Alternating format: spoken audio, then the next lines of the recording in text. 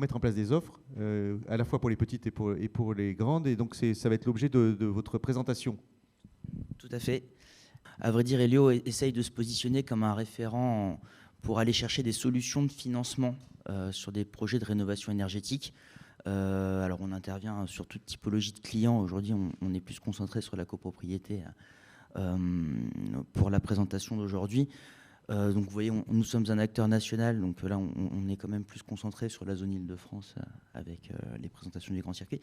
Mais donc voilà, l'idée, c'est de se présenter comme un référent et mettre à disposition tout un réseau de partenaires, aussi bien au niveau de la réalisation de travaux avec des entreprises de travaux, mais également à l'état initial en phase de diagnostic, d'assistance à maîtrise d'ouvrage. Je vais y revenir un peu plus en détail. Bon, j'avais fait un petit quiz, je ne sais pas si on peut peut-être, comme j'ai l'impression que tout le monde... Non, mais on va faire le quiz, Faisons bien sûr. Le quiz, alors voilà, on a un quiz pour le public. Le public qui est à des, distance et même le public qui est sur place. des pistes ont été apportées Voilà, par les donc il y avait intervenants. Donc. Il y avait on a commencé à y répondre, mais donc quels sont les principaux bénéfices d'un projet de rénovation énergétique? Comme on a commencé à y répondre, vous allez tous voter correctement. Alors, c'est quoi les 5 choix possibles? Alors, on avait mis l'amélioration du confort des habitants, la rapidité des travaux, la réduction des consommations énergétiques, l'obtention de financements supplémentaires, la valorisation du bien immobilier et des échanges supplémentaires avec le voisinage. Oui, parce qu'on crée du lien quand on a des travaux, des difficultés à résoudre ensemble. Voilà, alors, on vous laisse voter. Allez, 5, 4, vous êtes très nombreux à distance, m'a dit Benjamin. 2, 1, 0. Et voilà, on vous présente les résultats. Cher public. Alors. On est quand même plutôt juste, j'ai l'impression, dans l'ensemble. Effectivement, il y a les premiers points qu'on a surlignés en vert qui avaient été cités par Jessica en début de présentation, qui sont effectivement l'amélioration de votre confort, ce qui est quand même quelque chose qui n'est pas toujours mis en avant. Mais c'est vrai, quand on procède à des travaux de rénovation énergétique, on améliore son confort aussi bien en hiver qu'en été. Donc on a pu le constater notamment cet été pour les copros qui étaient mal isolés, il fait plus chaud. La réduction de vos consommations énergétiques, bien évidemment, qui n'est pas anodine avec l'explosion du coût de l'énergie de cette année. L'obtention de financements supplémentaires qui ont commencé à être évoqués avec des financements portés par l'ANA, la mairie de Paris et des dispositifs nationaux tels que le dispositif des certificats d'économie d'énergie. La valorisation de votre bien, parce qu'aujourd'hui, il y a beaucoup d'études qui montrent une nouvelle notion dans l'immobilier qui est la valeur verte, qui fait que les biens qui sont considérés comme des passoires thermiques sont un peu moins bien valorisés sur le marché de l'immobilier. C'est un peu moins vrai à Paris, parce qu'on est sur un marché très tendu, mais c'est plus en plus vrai. Oui, il y a un gros impact maintenant sur les biens qui ne peuvent plus être mis à la location, sur la valorisation. Alors, tout à fait, parce que ça, effectivement, il y a des potentiels acquéreurs qui souhaitent mettre le bien en location, qui derrière ne se positionnent pas. Il y a aussi bien, avec la hausse du coût de l'énergie, de nouveaux propriétaires qui y réfléchissent à 2 fois avant d'acheter un appartement noté G notamment. Donc voilà. Et alors, j'ai pas barré l'échange avec le voisinage parce que c'est tout au moins c'est plus bénéfique que négatif selon nous.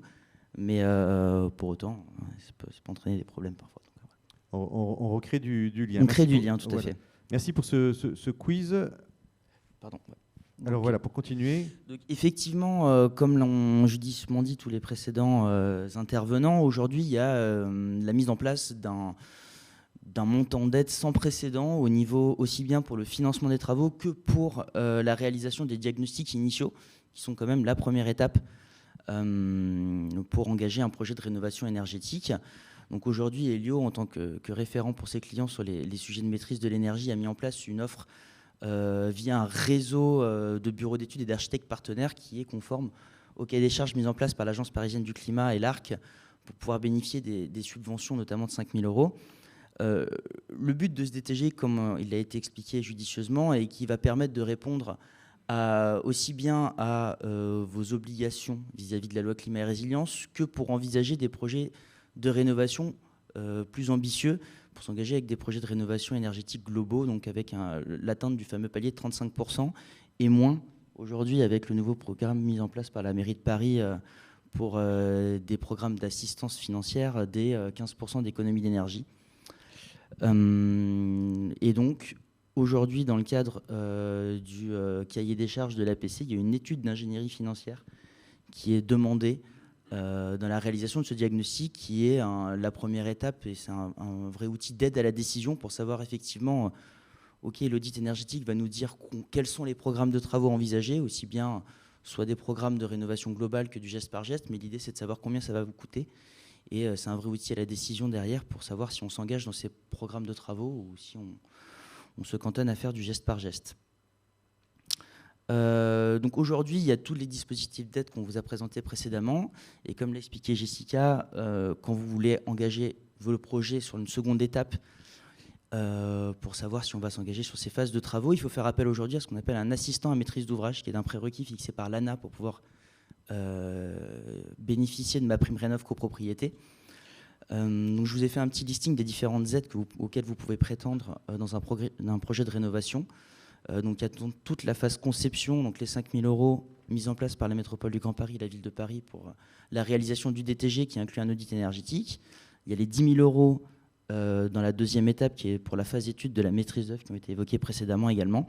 Donc au niveau des financements pour la phase travaux, il y a MaPrimeRénov' copropriété qui a été évoqué, qui finance 25% du montant global des travaux hors taxes avec un plafond de 6 250 € par logement, et qui finance également cette mission d'assistance à maîtrise d'ouvrage qui est rendue obligatoire dans le cadre d'un projet de rénovation globale à hauteur de 30% avec un plafond de 180 € par logement. Il y a le dispositif Éco-Rénovons Paris pour des projets qui n'arriveraient pas à atteindre ce fameux palier de 25% d'économie d'énergie, qui sont du coup des financements sur mesure en fonction des projets et ce sur quoi souhaite s'orienter la copropriété. Il y a un dispositif d'aide dont vous pourrez bénéficier à chaque fois que vous engagez un projet de rénovation énergétique, que ce soit du travaux au geste par geste ou un projet de rénovation globale, qui est le dispositif des certificats d'économie d'énergie. Donc aujourd'hui, si vous vous engagez sur un programme à 15% ou vous suivez simplement au geste par geste le programme de travaux présenté par votre projet de plan pluriannuel de travaux, vous pourrez bénéficier de certificats d'économie d'énergie. Si vous souhaitez et arrivez à vous engager sur un programme de rénovation passant les 35%, il y a une nouvelle méthodologie de calcul qui s'applique sur les C2E qui permet de les bonifier assez fortement, de 3 fois, voire 4 fois, qui est aligné sur les objectifs de rénovation énergétique en termes d'atteinte d'économie d'énergie de MaPrimeRénov'. Et à ce moment-là, on permet d'atteindre, comme il a été évoqué précédemment par Antoine, des niveaux de financement qui atteignent 40 à 45% sur l'enveloppe globale du projet. Quand on va chercher le MaPrimeRénov' CoPro, le coup de pouce rénovation globale des C2E et d'éventuelles aides locales qui peuvent être mises en place par les collectivités. Et le dernier levier qui est non négligeable, c'est pour le financement du reste à charge, les coprêts à taux zéro qu'on peut aujourd'hui mobiliser pour financer le reste à charge de votre quote-part travaux. Hop. Alors, bon, je vous ai expliqué déjà cette slide sur quelle est la mission de l'AMO dans ce type de projet. L'idée, ce qu'on a voulu vous mettre en place, c'est un extract là d'un plan de financement qui est issu d'un diagnostic technique global réalisé dans le cadre du financement de la métropole. C'était pour illustrer un peu comment ça se présentait. La mission de l'AMO, comme on l'a dit, c'est en fait d'être un acteur d'aide à la décision pour la copropriété avant le vote des travaux. Donc l'idée, c'est qu'on intervient après la phase étude de la maîtrise d'œuvre, une fois que le programme de travaux a été défini, et on va faire tout le calcul du plan d'ingénierie financière en considérant toutes les aides mobilisables, la quote-part travaux et les économies d'énergie qui pourraient être réalisées suite à ces travaux. Là, c'est l'exemple d'une simulation avec un éco-prêt à taux zéro pour un T3. Quand vous serez véritablement en phase de vote, l'AMO rapportera ça à vos tantièmes de copropriété. Mais là, c'est sur une phase d'audit initiale, donc du coup, on le fait par typologie de logement. L'idée, comme vous pouvez le voir ici, c'est que vous avez en rouge votre effort mensuel sur l'éco-prêt à taux zéro, en bleu le gain énergétique estimé par mois suite au programme de travaux qui a été retenu, et donc du coup, il y a le gain mensuel derrière qui est fait. L'idée de cet outil, en fait, c'est que le jour où vous, en tant que copropriétaire, vous arrivez en assemblée générale et que vous avez le projet de rénovation qui est sous vos yeux, que vous avez votre quote-part travaux simulé avec l'éco-prêt à taux zéro, il faut que vous puissiez vous projeter en disant, voilà, sur le scénario 2, mettons, mon effort mensuel va être de 51,60 € avec mon éco-prêt à taux zéro. Est-ce que moi, aujourd'hui, en tant que copropriétaire, je suis capable, dans mon budget, d'assumer cet effort mensuel de 51,60 € pour apporter tous les bénéfices qu'on a évoqués en début de présentation, qui est l'amélioration de votre confort, la valorisation de votre bien, la réduction de votre consommation énergétique. Parce qu'aujourd'hui, avec l'explosion de l'énergie, effectivement, vous avez cette quote-part travaux-là, mais avec l'économie d'énergie que vous allez faire sur les charges, voilà, ça va peut-être vous coûter plus cher mensuellement, mais ça vous coûtera moins cher que si vous n'avez rien fait. Malheureusement, le contexte aujourd'hui est comme ça. Et donc le but de l'AMO, c'est de vous accompagner avec cet outil d'aide à la décision pour que vous sachiez combien ça va vous coûter, combien d'aides vous pourrez prétendre et quelles sont les solutions de financement de votre reste à charge. Et bien évidemment, derrière, dans la dernière phase, si vous décidez du vote des travaux, c'est notre mission d'aller chercher toutes ces aides et de vous accompagner sur toutes les démarches administratives pour récupérer toutes les aides mobilisables à travers tous ces différents dispositifs. Voilà, on va laisser le tableau. Voilà, Dimitri a une petite diapo. On va laisser juste ce tableau. Si on regarde sur les études que vous faites en ce moment, avec la hausse du coût de l'énergie, si je comprends bien, c'est qu'aujourd'hui, malgré le coût des travaux et grâce aux aides, le propriétaire est bénéficiaire finalement à la fin du mois. On a fait des coûts d'économie d'énergie, donc du coup, j'ai moins à dépenser. Alors oui, c'est vraiment du cas par cas. C'est selon la typologie, enfin selon le projet retenu, selon le type de travaux, le niveau de revenus, et c'est surtout par rapport à la conception de l'immeuble sur lequel on va travailler, parce qu'il y a des codes par travaux qui sont il y a des immeubles qui sont plus favorables à la rénovation énergétique que d'autres. Et donc du coup, on va pouvoir atteindre des gains énergétiques assez importants avec des investissements moindres. Enfin, typiquement, la cible, c'est quand même un grand rectangle des années 60 avec une isolation très faible.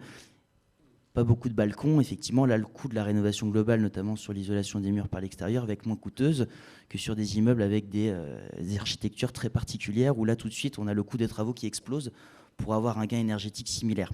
Donc là, effectivement, le cas qu'on vous a mis ici est très favorable.